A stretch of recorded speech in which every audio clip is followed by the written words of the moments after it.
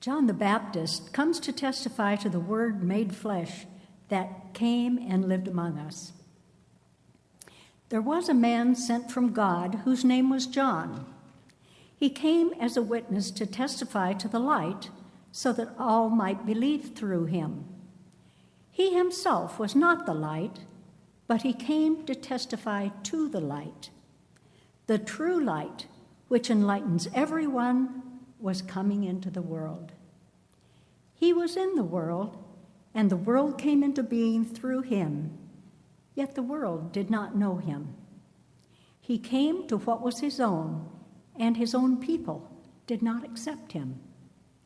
But to all who received him, who believed in his name, he gave power to become children of God, who were born not of blood, or of the will of the flesh, or of the will of man, but of God.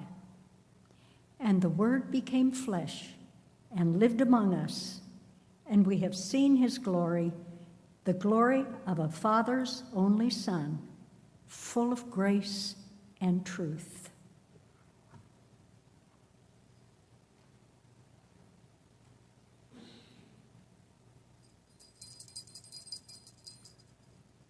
The bells of Christmas.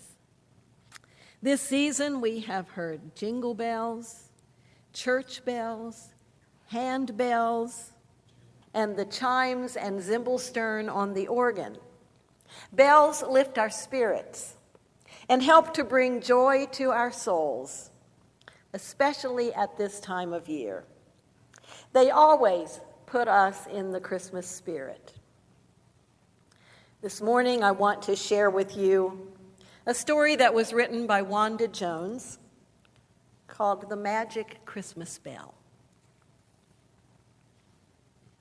The weather was clear and cold as 9-year-old Melody left the Christmas bazaar with her one single purchase, a tiny Christmas bell. "It's a magic Christmas bell," the woman had said, a note of hushed wonder in her voice. Melody did not believe in magic. "Every time it rings," they say, "it brings a Christmas blessing. If the owner has the magic of Christmas, the woman said. How do I know if I have this magic? Melody had questioned. Maybe the bell wouldn't work for me. It would be well worth finding out, wouldn't it? After all, what greater good is there than to give blessings to others? Even if it was just a plain bell with no magic at all, it was pretty and had a pure, sweet tone. It looked quite festive now, pinned to Melody's coat. As she jumped a snowdrift, the bell gave a merry tinkle. Well, hello, little Christmas spirit. You sound like Christmas itself coming down the street. Mr. Swenson, the baker, was shoveling snow from the front of his shop. Reminds me of a little bell that used to hang on our Christmas tree when my daughter was a little girl. Whenever a draft would tremble the branches, the little bell would tinkle, and my daughter would call out from her bed, "Is it Santa Claus, Papa?" The old man's face clouded.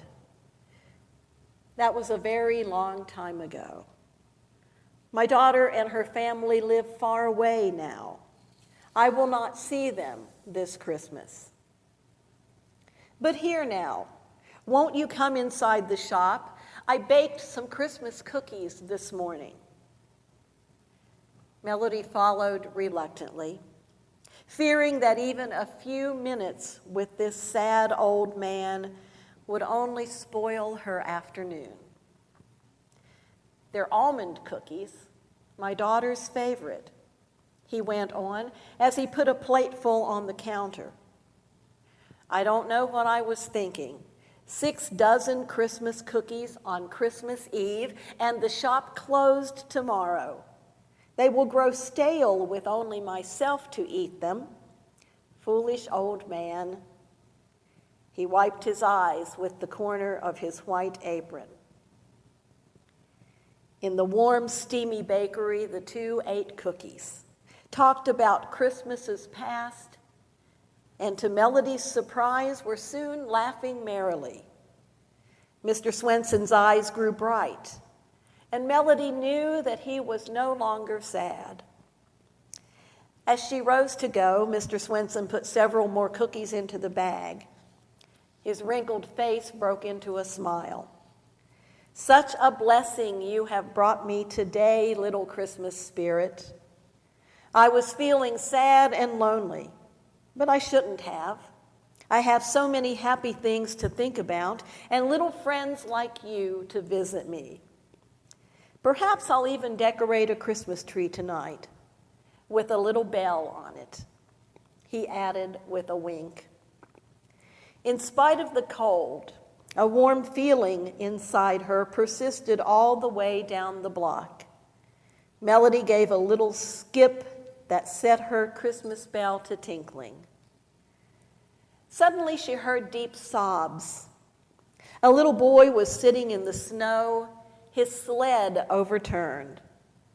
Melody bent over to help him up. The Christmas bell jingled merrily. The tear-streaked face looked up, and the red, swollen eyes fixed themselves on the bell. Melody jingled the bell again with her finger. "Do you like my bell?" she asked, smiling. "It's a magic bell, you know." The little boy's eyes grew round with wonder. "Is it really magic?" he asked shyly. "For sure," Melody said emphatically, taking his hand. "Come on, I'll walk you home. You mustn't cry on Christmas Eve. It's a happy day." 4 houses down, she left the little boy at his door. "What kind of magic does it do?" he asked, still awed by the bell. "It makes things disappear," she replied. "Like what, for instance?" "Well, your tears, for one thing. They're all gone." The boy laughed, squeezed her hand, and disappeared inside. Well, little bell, if you don't work wonders, even if it isn't real magic, Melody said aloud as she headed homeward again. On the corner, a man was standing motionless. Melody knew by the red-tipped cane he held that he was blind. As she made a turn to go around him, her little Christmas bell tinkled sweetly. "Who's there?" he called out, tilting his head to one side. "Only me," Melody answered timidly. She did not make it a habit of talking to strangers. "Come here, please," he pleaded. "I've been standing here for quite a long time waiting for someone to help me. You see, I've dropped something in the snow, and I fear I may have covered it up looking for it. Would you take a look?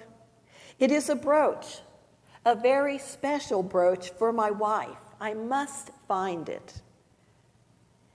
Melody knelt and began to brush away the snow. She soon found the brooch and placed it in the grateful man's hands. "How can I thank you? You have saved me from a very unhappy Christmas. It was a blessing you came along when you did."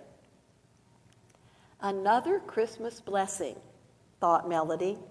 She waited for the light and bounded across the intersection toward St. Luke's Church. Father Jackson stood on the steps. "Father Jackson, could I ask you something?" Melody began. "Of course, Melody," the priest answered. "What is it?" "Just one question, Father. Could there be magic in a Christmas bell?" "Magic in a bell?" The priest looked puzzled. Briefly, she told him the woman's claim about the bell. "And it's happened 3 times on the way home," she said, detailing her encounters. 3 times it rang, and 3 times someone got a blessing. The woman said it would happen if I had the magic of Christmas. Do I have it, Father Jackson? The priest's face softened. You do indeed, Melody. You gave 3 blessings sure as the world. Then it's true? The bell is magic? No, not the bell, little one. The magic, as the woman told you truthfully, is in you. It's love. That's the magic of Christmas. When you give love to those you meet, you give blessings indeed. Melody turned toward home, her steps picking up speed. She wanted to think about what Father Jackson had said, but not now. She was too excited, and she felt unusually happy.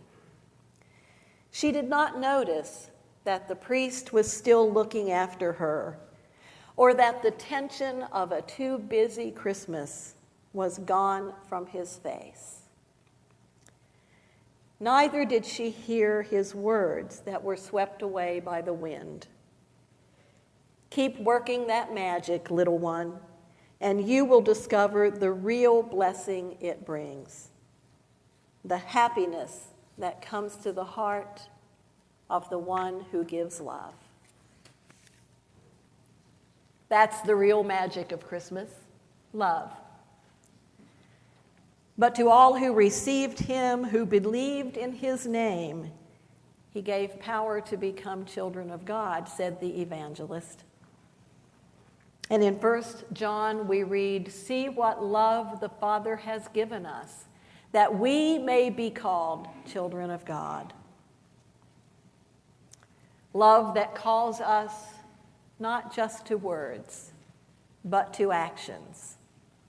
And as I think about everything that this congregation does in love, I think we must be just about the happiest people around. Amen.